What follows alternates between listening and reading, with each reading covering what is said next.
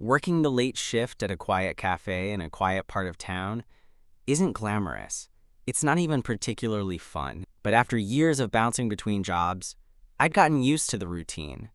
The clatter of ceramic mugs, the hum of the espresso machine, the soft jazz that looped on the overhead speakers after 10 p.m. I didn't mind the stillness. Honestly, I liked it. And for a while, that was my life. Predictable. Boring in a way that was oddly comforting. Then he started coming in. It was maybe 5 months ago. I was wiping down the counter, counting the minutes until close, when I heard the bell above the door ring. I looked up and saw him. This guy in a black coat, hood up, hands shoved in his pockets. Late 20s, maybe early 30s. Clean shaven. Nice jawline. Not that I was staring. Okay, maybe a little. He stepped up to the counter, glanced up at the menu like he hadn't already decided, and said, "Chamomile tea. To go." His voice was calm, polite, deep in a soft way, like he didn't talk much, but when he did, it mattered. I made his tea in silence, handed it to him, and he nodded a thank you before disappearing back into the night. He came back the next night. Same drink, same time, same jacket, same silence. I asked for his name once, just to write on the cup, but he waved it off. "Don't need it," he said, then tapped his card to the reader and went to sit by the window for a few minutes before leaving. I called him Mr. Chamomile after that. And I started looking forward to seeing him. It's funny how someone can become part of your routine without you realizing it. I started noticing little things. He always checked the door twice before coming in, like he was making sure no one had followed him. He carried a leather-bound notebook he never opened. And he always sat in the same chair, back to the wall, eyes scanning the street. For a while, I figured he was just a guy with a thing for routines. We all have our patterns. But with him, it felt different, like he was hiding inside the routine, using it like armor. Still, I didn't pry. Some nights, I tried to chat him up, asked how his day was, mentioned the weather, recommended a new pastry we had, but he never gave me more than a word or two. Not rude, just restrained, like anything more would be dangerous. But sometimes, he'd pause before he left. He'd look at me for a second longer than usual, like he was thinking about saying something. I'd catch that flicker of something behind his eyes. Loneliness? Regret? Recognition? Then he'd nod and leave, and I'd go back to cleaning, wondering what the hell his deal was. He came in almost every night for 3 months, never missed more than a day, and then he stopped. Just like that. No warning, no explanation, no chamomile tea. The first night he didn't show, I figured he was sick, or busy, or maybe just taking a night off. But then it was 2 nights, 3, a week. By the second week, I started scanning every face that came in after 10, hoping it would be him. It never was. That's when I realized I knew absolutely nothing about him. No name, no phone number, no idea where he lived or worked. All I had was a drink order and the imprint of someone who had quietly embedded himself into the last hour of my everyday. And now, he was gone. I tried to forget about him. Really, I did. But every night, at 10:43 p.m., the exact time he used to come in, I found myself glancing at the door, waiting to hear the bell that never rang. So yeah, maybe it started to mess with my head. Maybe I started replaying our interactions in my mind, wondering if I'd said something wrong. If he'd seen me staring too long one night, if he thought I was weird, or worse, uninterested, and then came the night I went looking. I know how that sounds. I do. But I'd seen him once walking east after leaving the cafe. Same direction every night. That was all I had to go on. So one slow Thursday, after I closed up, I grabbed my coat and started walking in that direction. I told myself I was just taking a walk, getting some air. But the truth was, I was chasing a ghost, a man I didn't even know. It was a long shot. I knew that. Still, I turned down side streets. Checked the 24-hour diner 2 blocks over, walked past the late-night bookstore, and even the quiet bus stop near the bridge. No sign of him. And just when I was about to give up, I saw it. His notebook, sitting on a bench, closed, leather-bound, identical to the one he always carried. I stared at it for a full minute, debating whether to pick it up. It could have belonged to anyone, but something in my gut said otherwise. I grabbed it. I shouldn't have opened it, but I did. And that's when everything changed. The notebook was worn in a way that suggested it had been handled a lot, but never mistreated. The leather cover was smooth at the corners, dark brown with a single scratch across the back, like it had been scraped against a nail or a zipper. No name. No stickers. No hint of an identity. I waited until I got home to open it. I wasn't even sure why. Maybe I felt guilty, like picking it up was already too far and opening it would make it worse. But it also didn't feel like I had a choice. I'd been thinking about this guy every day for weeks. Months, really. And now his notebook was just there. Once I was inside, I sat on the edge of my bed, held the notebook in my lap, and stared at it like it might bite me. Then I flipped it open. The first few pages were blank. Then came a page of handwritten notes. Not journaling. More like lists. Single words. Names. Some crossed out, some circled.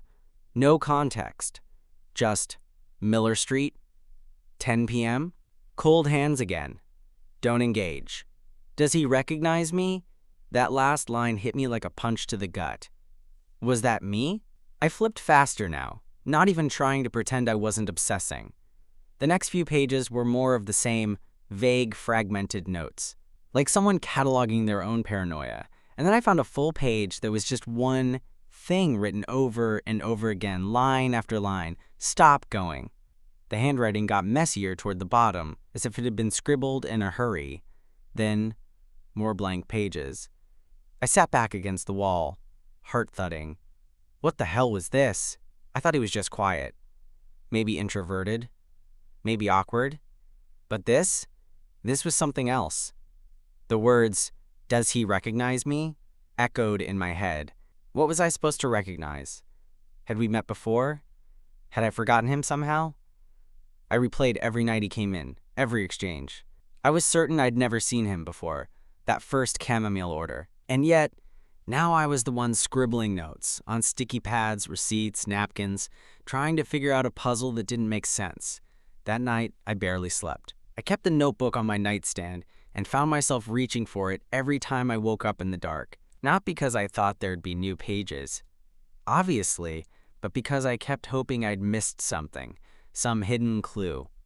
A name, a number, anything. The next morning, I brought it to the cafe, not to show anyone, just to have it near me. Stupid, I know, but I couldn't shake the idea that maybe he'd come back for it. That maybe, just maybe, he'd walk in and I could say, "Hey, you left this," and that would be the end of this weird chapter. He didn't come in. That day turned into another week. I kept scanning the street, kept bringing the notebook with me. I even left a note on the community board by the entrance. Notebook found near 10th and E, describe it to claim. No one responded. That's when I did something even dumber. I wrote back. In the notebook. It started as a joke, a way to process the weirdness. But once I started, I couldn't stop. Hey, you probably didn't mean for me to find this, but I did. Sorry. You left it on a bench near the cafe. I guess I'm writing in it because I don't know what else to do. You haven't been in for weeks. You okay? The next night, I wrote again. You used to come in at 10:43 p.m. every night. Same drink, same seat. You probably didn't think anyone noticed, but I did. I miss it, actually. You were kind of the best part of my shift. The third night. If you don't want this back, I get it. But if you do, I'll leave it behind the counter. Just ask for it. No questions. I wrote every day for 2 weeks. Some entries were short. Just updates about the cafe, or little observations. Some were longer, personal. I told him about my dumb manager, who only worked morning shifts, and treated the espresso machine like a holy relic. I told him about the old guy who always spilled sugar packets all over the counter, and then tried to flirt with college students. One night, I wrote about my dad. He doesn't know I'm gay. Or if he does, he's pretending not to. We don't really talk. He lives 2 hours away and only calls on holidays now. I think part of me wanted you to notice me, just to prove someone could. That was the first night I cried writing in that notebook. Like actually cried. Pathetic, maybe, but real. I wasn't expecting what happened next. It was the middle of a Friday shift. I just made a soy latte for this girl wearing a Satan is a bottom crop top, and I was wiping down the milk steamer when I looked up and saw him, Mr. Chamomile, standing in the doorway. My heart stopped. He looked exactly the same. Same coat, same quiet eyes. But his posture was different. Stiff, like he was bracing for something. I didn't say anything at first. Just stared, rag in hand, frozen. He stepped up to the counter and cleared his throat. Chamomile tea. To go. I almost laughed. Almost said, seriously? But instead, I just nodded and started the water. He glanced toward the counter, the one where we kept lost and found items, and then back at me. I didn't move.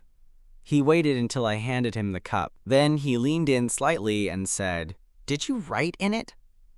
I swallowed hard. Yeah. He stared at me, then nodded once. I read them all. My stomach twisted.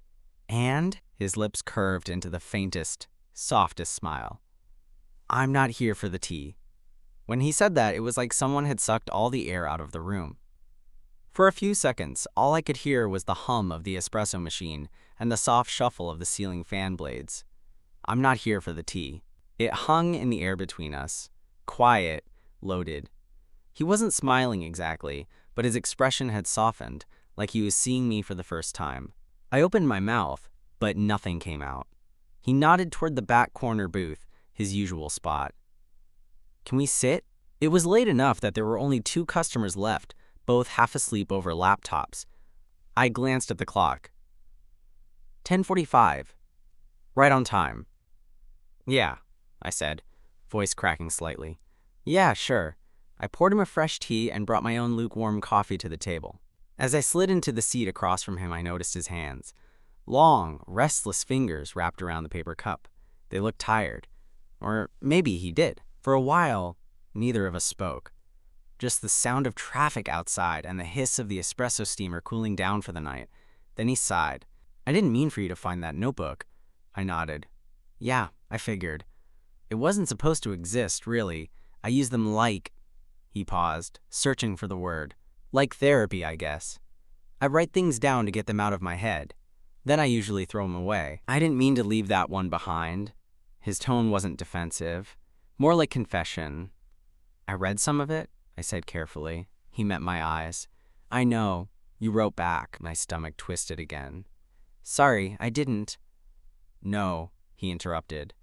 Don't be. I read everything you wrote. He reached into his coat and pulled out the notebook, its leather cover looking even more worn than before. You left it behind the counter? Yeah. I thought you'd want it back. He nodded slowly. I did. I just didn't know if I should.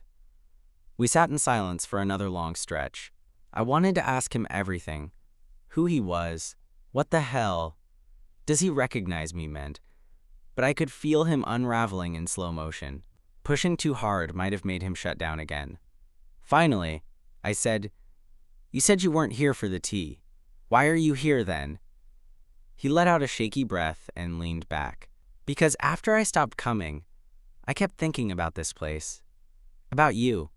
About how peaceful it felt to just sit here and not pretend so much.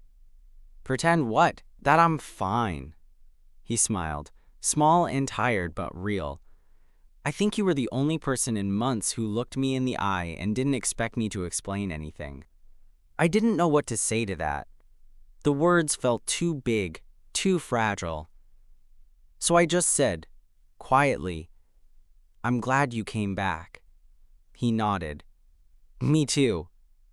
There was another pause. Then he looked down at the cup, then back up. My name's Aaron, by the way. Aaron. I don't know what I was expecting, but hearing his name out loud hit harder than I'd imagined. I almost laughed, partly out of relief, partly because Mr. Chamomile suddenly felt ridiculous. I'm Evan, I said. I know. Of course he did. My name tag had been staring at him every night for months. When he smiled again, It reached his eyes this time, faint lines forming near the corners. I hadn't noticed those before, maybe because I'd never seen him relaxed enough to smile like that. "So," I said, taking a sip of my coffee, "where did you go?"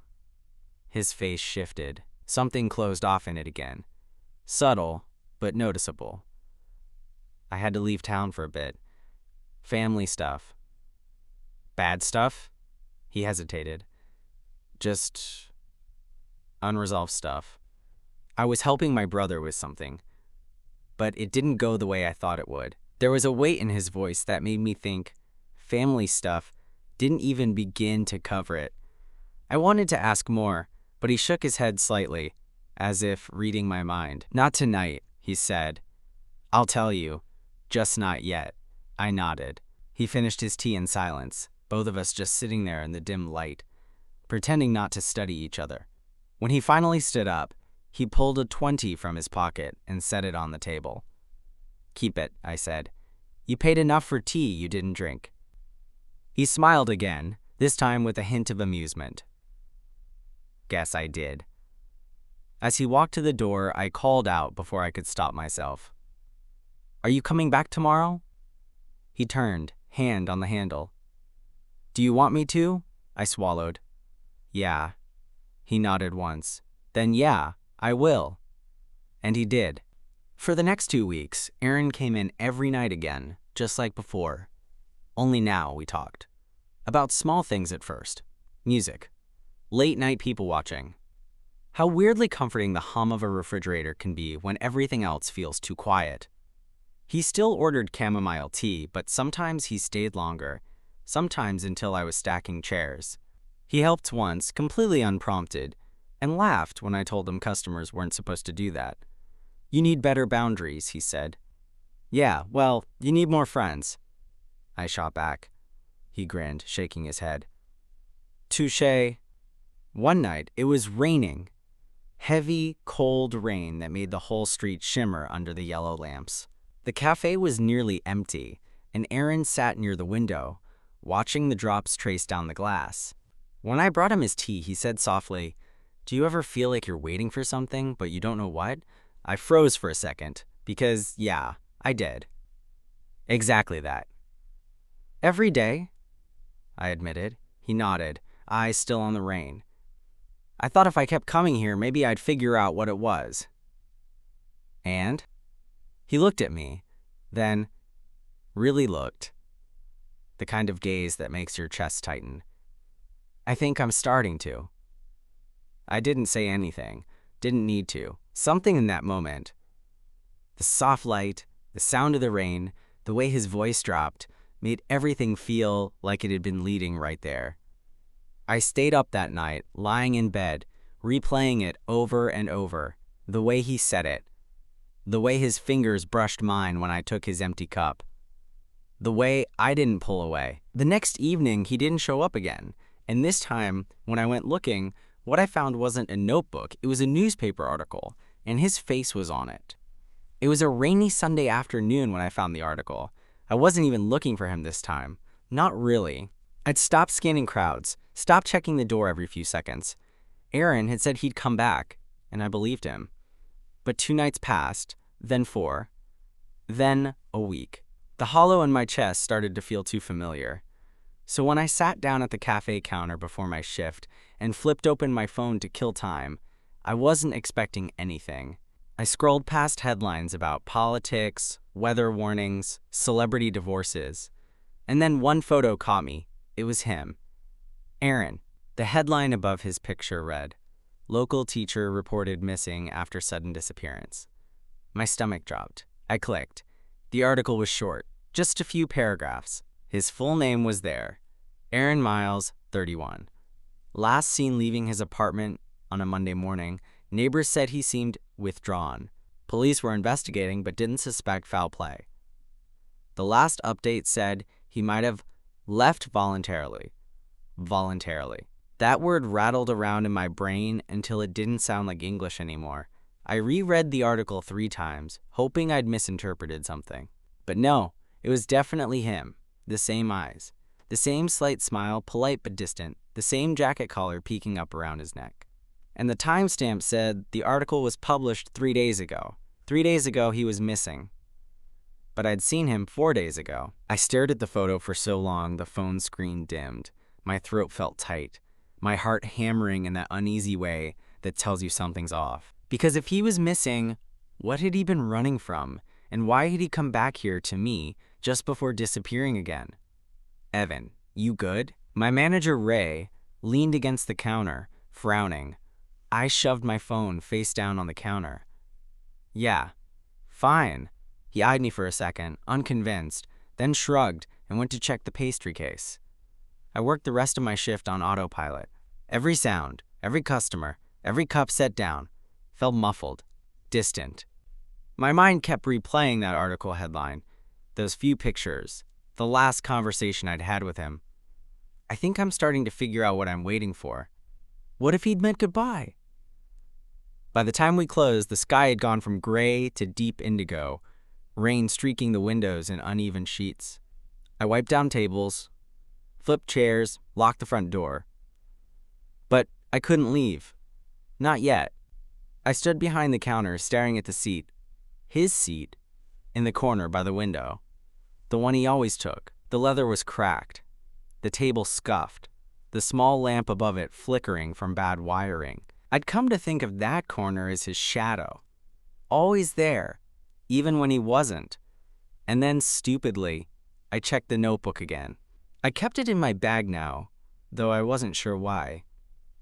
Habit, maybe. Comfort. I'd written a few things since he left the second time. Short, rambling entries that weren't meant for him anymore, but still felt like talking to him somehow. I flipped through, half-heartedly, until I noticed something new. Something that hadn't been there before. A folded napkin, tucked between 2 pages near the middle. My handwriting stopped at the top of 1 page, the last thing I'd written him weeks ago. But this napkin wasn't mine. The ink was faint, but clear enough to read. Don't look for me again. It's not safe for you this time. My hands went cold. The napkin smelled faintly of chamomile, and the faint citrus cleaner we used at the cafe. Like it had been there for a while. But it couldn't have. I hadn't opened the notebook in public in days. Unless he'd been here. I scanned the shop instinctively. The windows, the street outside. No one. My first thought was that someone was playing a prank. That maybe I was letting my imagination twist this whole thing into something it wasn't. But then I looked again at the note. The handwriting was identical to his, the same slanted script, the way he curved his lowercase t's without crossing them. It was him. I don't know what scared me more. The fact that he'd somehow been close enough to leave it, or the fact that whatever he was involved in, he thought I was in danger. I barely slept that night. Every creak of the apartment made me jump. I'd check the window locks, the front door, the notebook, over and over again like some anxious ritual. It was 2 in the morning when I finally grabbed my coat and decided to go out. Sitting still was worse. The city was mostly empty at that hour. Puddles reflected the streetlights like fractured mirrors. I walked toward Aaron's apartment building. I'd looked it up after the article, not proud of that. About 15 minutes from the cafe, on the quieter side of downtown. Old brick, 3 stories, ivy crawling up the side. A single light was on in one of the second-floor windows.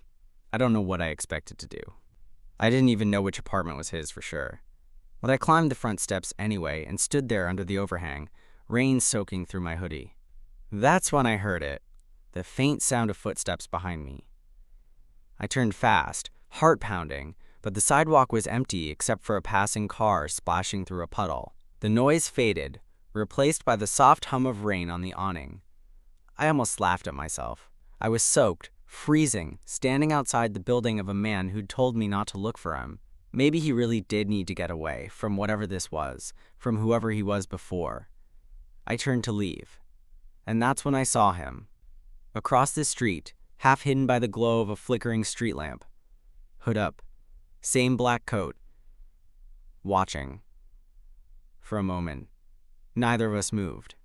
The rain was coming down harder now, but I could still see his eyes. Wide, searching, unreadable. A mix of fear and something else. Maybe relief. Aaron? I called out, stepping toward the curb. He shook his head. almost imperceptibly. "Go home, Evan." His voice was low, barely audible over the rain, but it was definitely him. I took another step forward. "What's going on? Please," he said sharply. "Just go." Something in his tone stopped me cold. Not anger. Desperation. A car passed between us, its headlights flaring white across the wet pavement. When it was gone, so was he. Just an empty sidewalk. Just the sound of rain. And me, standing there, heart pounding, wondering if I'd imagined the whole thing. But then I looked down. At the curb near my feet was a single tea bag wrapper. Chamomile. I picked it up, water dripping down my sleeve. My fingers trembled as I turned it over. On the back, written in black pen, were 2 words. Not done. After that night, things shifted. I went to work the next day like nothing had happened, but every movement felt mechanical. Pour the espresso, smile at customers, wipe down counters. My mind wasn't there. It was on the curb in front of Aaron's building, on the sound of his voice in the rain, and on those 2 words written on the back of a chamomile tea wrapper. Not done. He didn't just vanish again. He wanted me to know he was still out there, but he was walking a tightrope between wanting connection and keeping me away, between needing me and protecting me from something I didn't understand. I had no idea what not done meant, but I knew it wasn't random, not from him. The next few days, I dug in. I started with the article again, read every version of it, searched for updates, but there were none. It had been posted, made a small ripple, then sank. No new sightings. No leads. The police were treating it as a voluntary disappearance. No foul play. Just a guy who'd walked off the map. But Aaron hadn't walked away from everything. He'd come back. To me. That had to mean something. So I tried to find out more. I searched his name, Aaron Miles. Found a LinkedIn profile, inactive. A Facebook page with nothing public except an old profile picture and a cover photo of some mountain landscape. His last post was from over a year ago, a shared video of some indie band, comments from friends below it saying they missed him, that he was MIA. One said, "You ghosting us or just going full hermit again?" I kept digging. He used to work at a charter school, Sutton East Academy, according to his old profile. I called them pretending to be a friend trying to reconnect. The receptionist told me Aaron had taken a leave of absence 6 months ago. No further details. I visited the building. It was closed for winter break. Students were gone, halls silent. But I waited across the street for an hour until a janitor came out the side door. I caught him on the sidewalk and asked if he remembered Aaron. "Yeah, Mr. Miles," he said, adjusting his coat. "English department. Nice guy. Bit of a loner. You a friend?" "Something like that," I said. He hesitated, then said, "If you talk to him, tell him they forgave him. The board cleared everything. It's over now." "What's over?" But he just shook his head. "He'll know." That night, I wrote in the notebook again. I hadn't touched it since finding the napkin. Part of me felt like it had become sacred, like adding more words would dilute the ones already there. But I needed to say something. "Aaron, I don't know what you're running from. But if someone forgave you, maybe you need to forgive yourself too.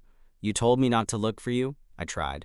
But I think you left that wrapper on purpose. You want me to know you're still around. So here I am. Still here. Still waiting." I slipped the notebook into my backpack and went to work.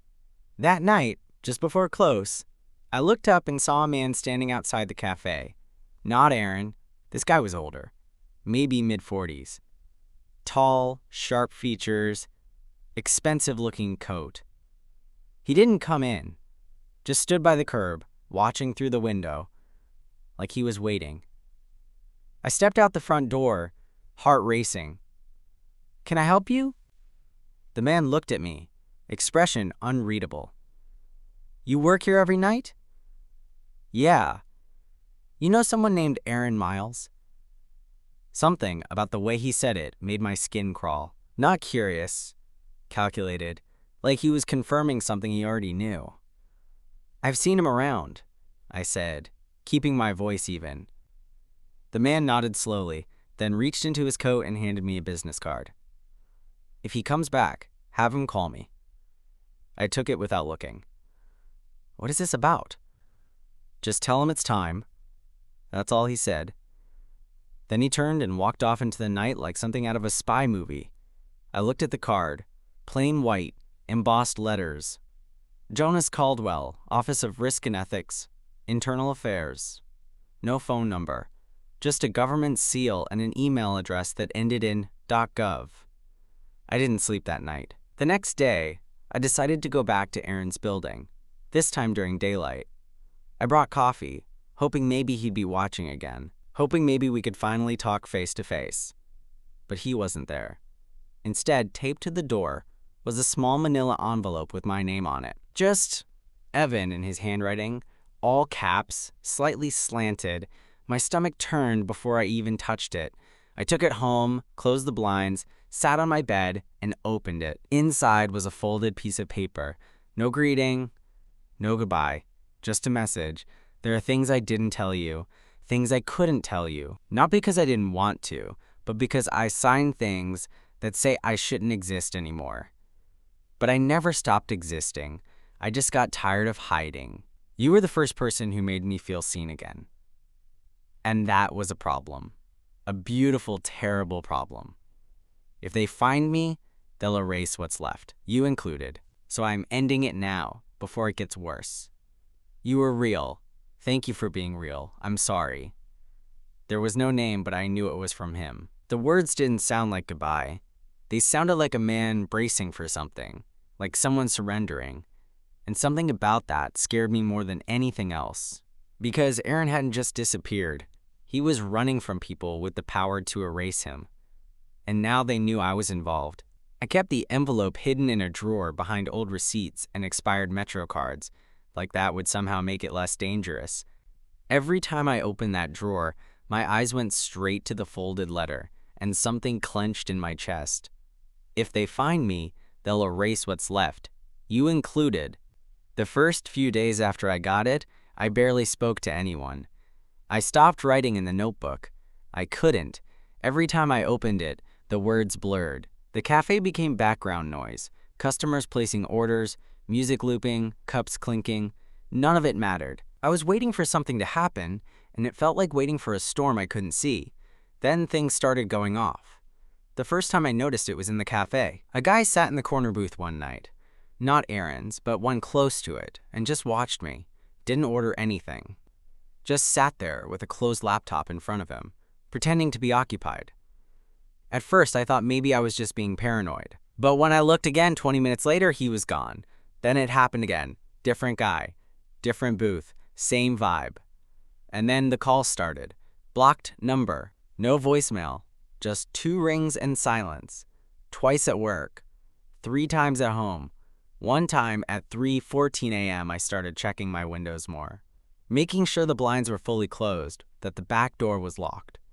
I'd wake up at night drenched in sweat, convinced someone was outside. But the worst part? I started to doubt myself. What if Aaron hadn't come back at all? What if I'd imagined the wrapper, the message, the letter? It all felt surreal, like trying to remember a dream after you've already stood up. But then, just when I was about to convince myself none of it was real, he came back. It was a Monday. Cold. Slushy snow piling up along the curbs. I was taking the trash out behind the cafe when I heard footsteps on gravel. I turned, expecting one of the kitchen guys, but instead, there he was. Aaron. He looked thinner, paler.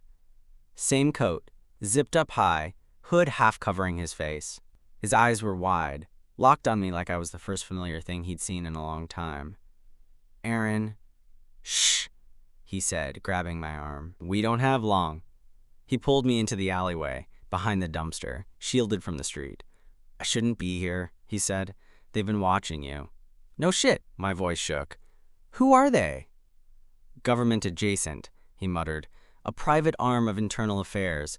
risk control, information sanitation. When I left, I didn't just leave a job. I left a project, one I wasn't supposed to walk away from. My mind reeled. What kind of project? He shook his head. Classified. That's not a movie line. I signed papers that say I don't exist. That I never did. And when I started coming to the cafe, they noticed. Because you noticed me. So what, they think I'm a threat? No, not yet. But they're watching. Because they're trying to figure out what you are to me. If you're just a coffee guy or something else. I swallowed hard. And what am I? Aaron looked at me. Really looked at me. For the first time in weeks. His voice cracked. You're the only person who made me feel human again. Silence. The wind whipped down the alley. I couldn't feel my fingers, but I didn't move. You said in your note you were ending it, I whispered. I thought that meant you were... I was going to disappear. I tried to disappear, but I couldn't stop thinking about you. About how you'd look at me like I was still there, like I was still someone. You are someone, I said. To me. He closed his eyes like it hurt to hear. I want to be, he whispered. But if I stay, they'll drag you in. Maybe worse. I stepped forward. Then let's go. Together. We'll figure it out. No, he said quickly. That's what they're waiting for. One move like that, and they'll label you compromised. You won't get a warning. They'll wipe you clean. Bank records, job history, digital presence. Like you never existed either. A chill cut through me, deeper than the cold air. So what do we do? I asked. He reached into his coat pocket and pulled out something small and wrapped in tissue. He pressed it into my palm. Hold on to this, don't open it. Not until I tell you. What is it? Proof, he said. If something happens to me. I started to argue, but he cut me off. Wait 3 days. If I don't contact you, then open it. But not before. I nodded slowly. Where are you going? I don't know yet, he said. But I'll be watching. I always was. He turned to go, then stopped. Looked back at me one last time. I'm sorry, he said. Then he disappeared into the shadows. And just like that, he was gone again. I stood there in the alley for what felt like hours, the tissue-wrapped object burning a hole in my coat pocket, wondering what the hell I'd gotten myself into. Wondering if I'd ever see him again. I didn't open the package. Not because I wasn't tempted. Believe me, I was. But because his voice had been so damn clear.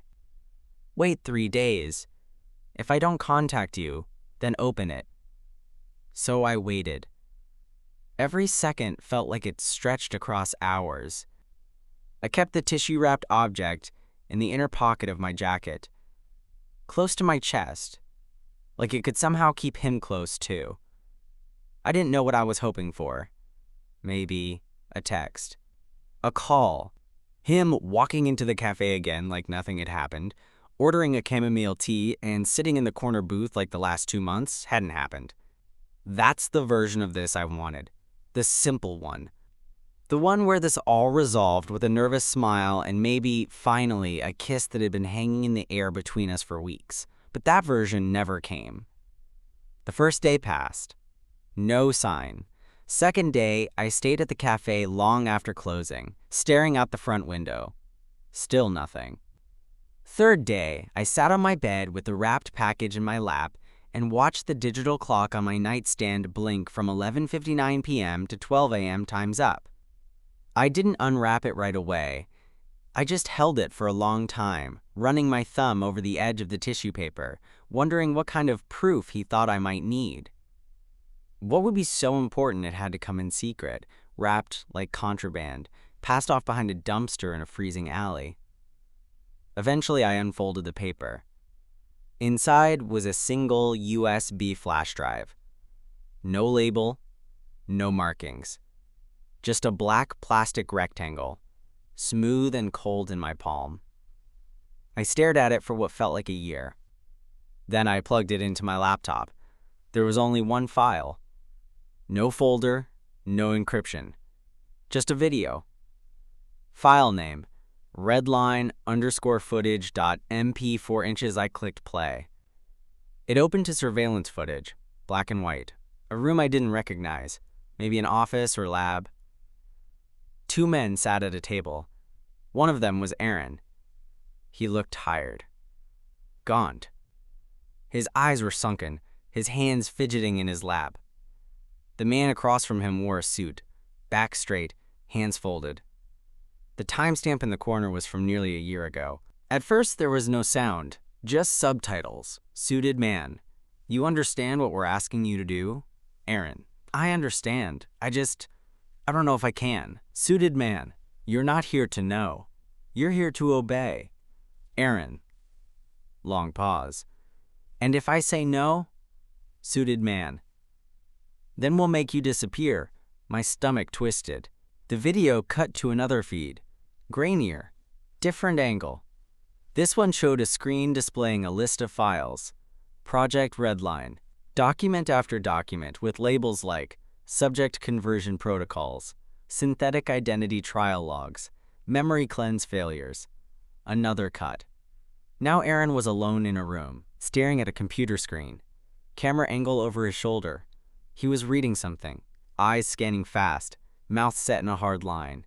The documents he was scrolling through looked clinical, psychological reports, photos, redacted paragraphs. One document paused just long enough for the camera to catch the words. Subjects who resisted conversion underwent Phase B reconditioning. Survivability after re-entry into standard society less than 8%. I paused the video. My hands were shaking. I didn't know what any of this meant. Not completely, but I knew what it felt like. Wrong. Dark. Like something I wasn't supposed to be seeing. And Aaron, he had been involved. At the center of it. No wonder he'd run. I hit play again. The last section of the video showed Aaron packing a bag. Same coat. Same notebook. The camera caught him slipping something into his pocket. Probably this very flash drive. Then he looked up, directly into the lens, into whoever had been watching him, and said, "If I'm found dead, this is why."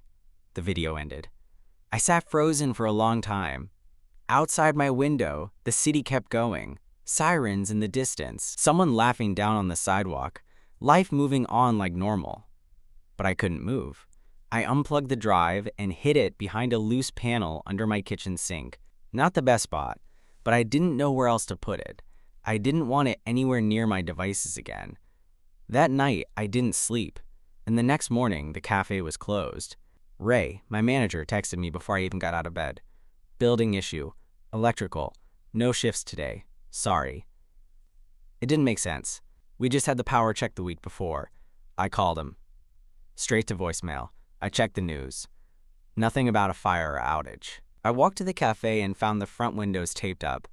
A closed for repairs sign, sloppily printed and duct taped to the glass. Something about it felt off. Sloppy. Rushed. I stood across the street and watched. After 10 minutes, a black car pulled up. Government plates. Two men stepped out. One of them was the same man who had handed me the business card. Jonas Caldwell. They didn't go inside, just stood at the curb, talking. Then one of them pointed across the street, directly at me. I turned and walked fast in the opposite direction, pulse pounding in my ears. I didn't go home. I didn't go to work. I went to a diner 3 neighborhoods over, ordered coffee I didn't touch, and sat in a corner booth until it got dark. Then I went to my apartment, packed a bag with the bare minimum, and checked into a cheap hotel under a fake name. Paid in cash. The next morning, I checked my email. Nothing from Aaron. The next afternoon, I checked again. And there it was. One message. No subject line. No signature. Room 6, Miramar Motel. Tomorrow, 8:30 p.m. Come alone. Bring nothing. Don't be followed. I read it 10 times. Then I looked up the Miramar Motel. It was on the edge of the city, near the industrial district. Cheap, seedy, forgotten, and apparently the last safe place we had left. The Miramar Motel looked exactly like the kind of place people went to disappear. Single story, U-shaped, with a cracked parking lot and a flickering neon sign that buzzed like an insect in the dark. Room doors all painted the same chipping seafoam green. The office was locked up even though it was just after 8. No security cameras I could see. It smelled faintly of mildew and cigarettes, even from outside. I got there early, 8:15, waited in my car around the corner, heart thudding. I didn't bring anything, not even my phone. I'd left it in the glove compartment, battery pulled just in case. I hadn't told anyone where I was going. I wasn't even sure why I was going, except I knew exactly why. At 8:28, I walked across the lot toward room 6. My palms were sweating. The closer I got, the more I started to think maybe this was a mistake, that Aaron wasn't inside, that I'd walk in and find someone else, or no one, or something worse. But I knocked, and after a beat, the door opened. He looked like hell. Aaron's eyes were bloodshot. There was stubble on his face, like he hadn't shaved in days. His clothes were rumpled, his hoodie stretched out at the collar. But he was alive. And for a second, that was all that mattered. "You came," he said. I nodded. "You sent for me." He stepped back and let me in. The room was bare. One bed, one lamp, blinds drawn, no suitcase, no food, no signs of anyone else. The TV was off, and the only sound was the hum of the mini fridge in the corner. "You didn't bring anything?" he asked, voice quiet. "No," I said, "not even my phone." He looked relieved. Then he sat on the bed and exhaled, like he'd been holding his breath for weeks. "They're close," he said. "I can feel it. The window's closing." "Then why bring me here?" "Because I needed to see you. One last time. And because I need you to know everything." He leaned forward, elbows on knees, rubbing his hands together. "Project Redline wasn't what I thought it was," he said.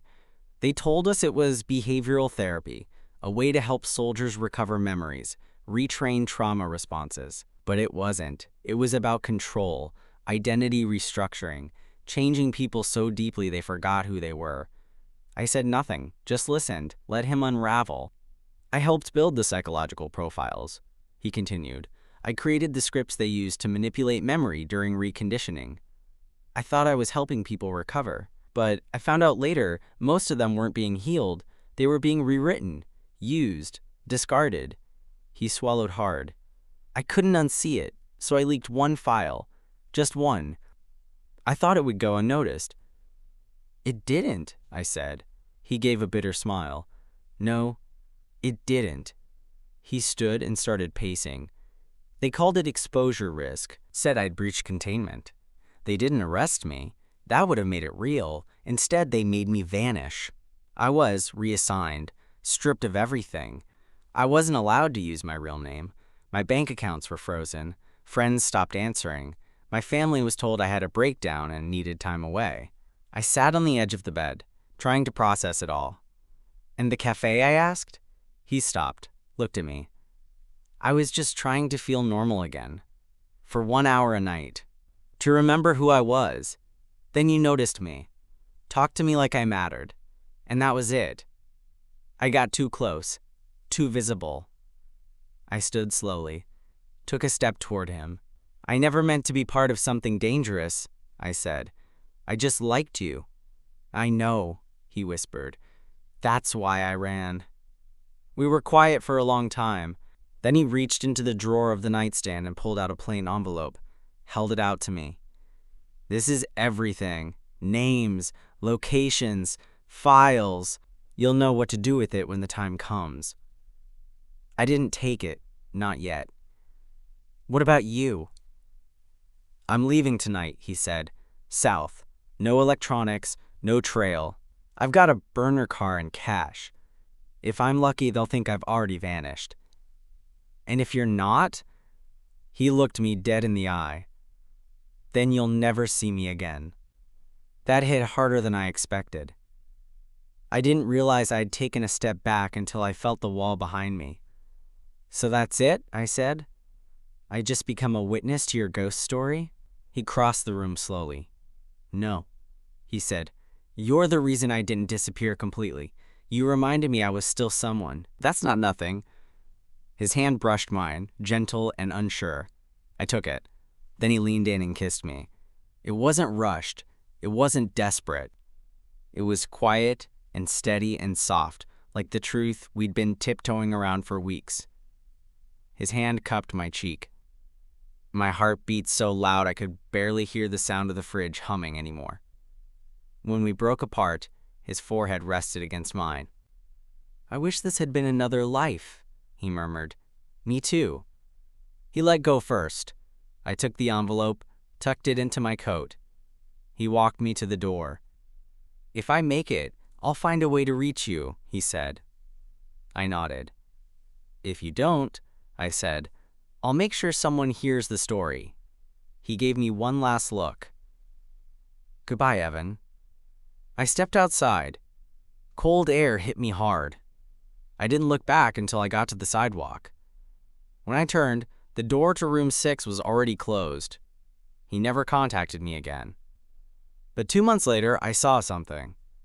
A news headline about an anonymous whistleblower. Government cover-ups. Unethical psychological trials. The fallout was quiet, buried under louder stories. But I saw the words. Internal affairs. Identity suppression. Memory reconstruction. I knew it was him. No one ever traced it back. The envelope vanished, sent through layers of journalists I'd never met. The cafe reopened eventually. I went back to work. Some nights, I still glance at the door at 10:43. I don't expect him to walk in, but I do it anyway. And sometimes, I make a cup of chamomile tea, just in case.